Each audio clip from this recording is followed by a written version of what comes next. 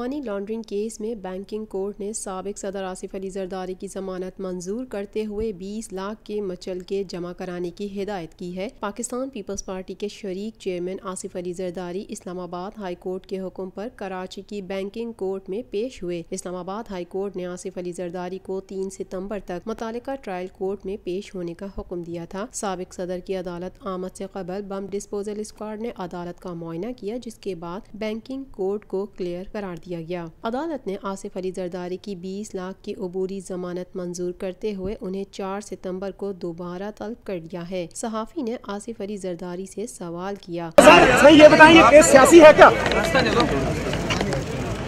चलो भाई हमारे साथ कोई बात सियासी नहीं होती।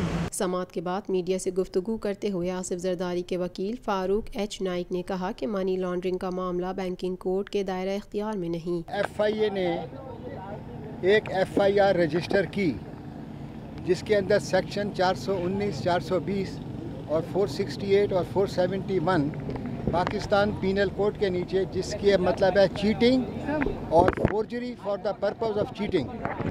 और एक जो सेक्शन और लगाया, section 5 of prevention of corruption act 1947। तीसरी FIR के अंदर जो सेक्शन लगाया वो सेक्शन 3 और 4 of the anti money laundering act 2010। FIR के अंदर आसिफ साहब को उन्होंने मुल्ज़िम ज़ाहिर नहीं किया, खाली ये कहा कि ये जो A1 इंटरनेशनल एक कंपनी है उसके अकाउंट से 1.5 करोड़ रुपया जरदारी ग्रुप PVT लिमिटेड में आया है। That was the only allegation that has been made in the FIR। Farooq H Naik ने कहा कि आसिफ जरदारी पर दबाव डालने के लिए इस केस में शामिल किया गया, जबकि FIR भी बेबुनियाद है। जहाँ तक एंटी मनी लॉन्ड्रिंग एक्ट का ताल्लुक है वो तो अपने बैंकिंग कोर्ट की जुरिस्डिक्शन से बाहर है।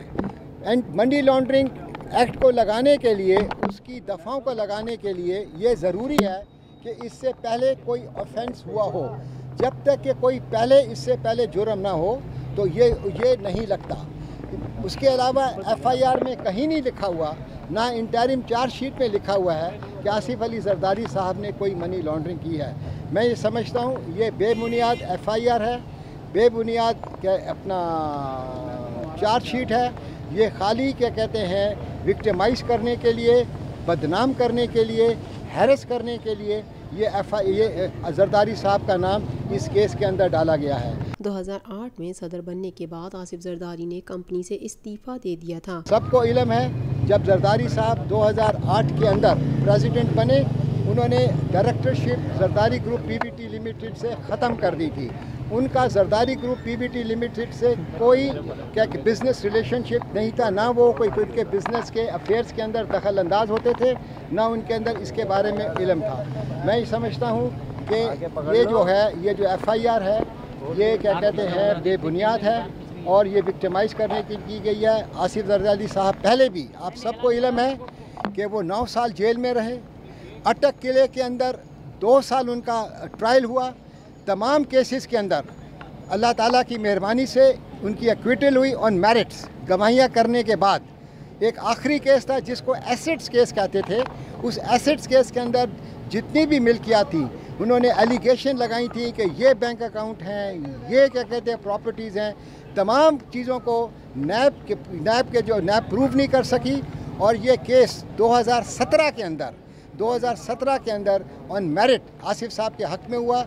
आसिफ साहब को बरी किया गया। वाज़ेह रहे कि जाली बैंक अकाउंट्स केस में ओमनी ग्रुप के सरबरा अनवर मजीद, गनी मजीद, हुसैन लवाई और तलहा रजा गिरफ्तार हैं, जबकि आसिफ जरदारी की हमशीरा फरियाल तालपुर और अनवर मजीद के 3 साहबजादे अबूरी जमानत पर हैं।